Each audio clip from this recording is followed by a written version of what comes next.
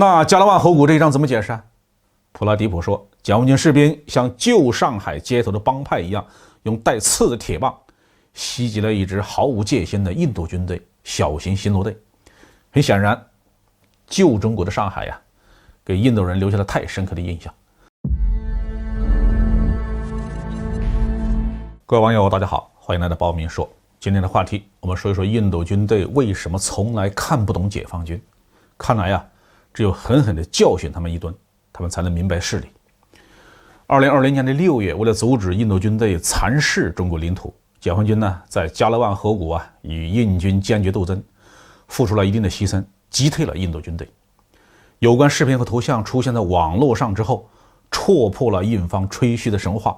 让印度方面呢非常的尴尬。印军退役中将普拉迪普最近在媒体上发表文章，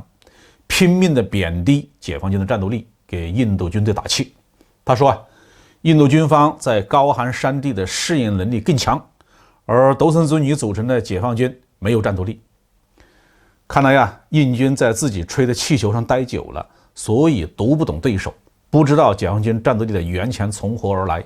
这个普拉迪普对1962年代的解放军评价倒是很高称为横穿喜马拉雅山脉的顽强的毛泽东红军，在爱国主义的激励下具有很高的积极性。普拉迪普认为，那个时候的解放军士兵曾参加过解放战争和朝鲜战争，是一支积极性很高的部队。这个普拉迪普呢，是在拿印度军队的情况胡乱推测解放军。印度军队当中有很多人是长期的职业兵，从青年一直服役到白胡子老头战斗力没有多少，混日子的本事是很大。至于解放军，到1962年的时候，朝鲜战争已经结束了7、8个年头了，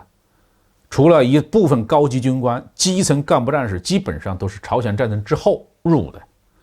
所谓铁打的营盘流水的兵呢，虽然是新战士，但是解放军的光荣传统并没有改变，所以才能够把印度老兵们打得落花流水。普拉迪普认为今天的解放军不是1962年的时候了。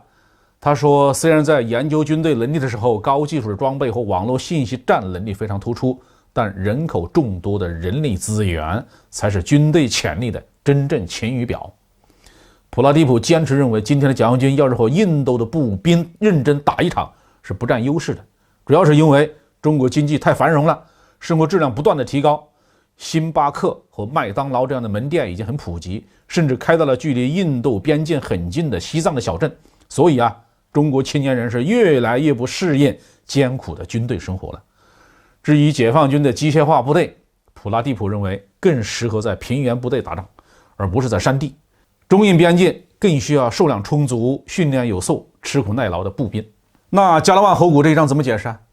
普拉迪普说，解放军士兵像旧上海街头的帮派一样，用带刺的铁棒袭击了一支毫无戒心的印度军队小型巡逻队。很显然，旧中国的上海给印度人留下了太深刻的印象。曾经在这里谋生的那些印度人，向自己的同胞绘声绘色地讲述了不少黑社会的故事，以至于让今天的印军中将都不能忘怀。或许最让他不能理解的就是解放军的思想政治工作。他倒是听过中国军队的党对军队的绝对领导这么个说法，也知道解放军的政治工作体系的存在。但是普拉迪普认为，加勒万河谷冲突和中国社会的演变会让解放军的政工干部无法保持解放军的积极性和思想的一致性。说实话，看个外国外军的一些人对我军的一些分析研究的结论我用6个字评价，叫什么？驴唇不对马嘴。解放军的思想政治工作并不保密无论是政工干部体系的架构，还是具体的思想政治工作的方法，那都是写在公开出版物里面的，但外国人就是不能理解，不能效仿，只能说我军在建军思想上的先进性要比美国比印度要强得多了。印度是一个极为奇葩的国度，从政府到媒体，从军队到民众，迷之自信是全民皆疯，把失败说成胜利，把子虚乌有说的是言之凿凿。最近印度空军提拔了一名飞行员阿比纳丹，他在2019年进入巴基斯坦领空的时候被击落，一发导弹都没来得及打出去，但是印度空军竟然表彰他击落了巴基斯坦的 F-16 战斗机，不但给他发勋章，还让他升任上校。